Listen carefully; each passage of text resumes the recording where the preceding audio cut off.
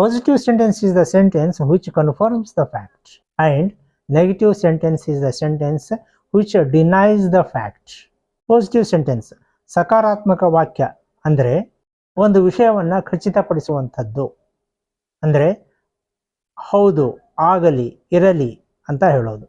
Negative sentence ನಕಾರಾತ್ಮಕ ವಾಕ್ಯ ಅಂದರೆ ಒಂದು ವಿಷಯವನ್ನ ನಿರಾಕರಿಸುವುದು, ಇಲ್ಲ, ಅಲ್ಲ, ಆಗೋದಿಲ್ಲ, ಈ ರೀತಿಯಾಗಿ ಹೇಳೋದು. For example, I know everything, ನನಗೆ ಎಲ್ಲವೂ ಗೊತ್ತು.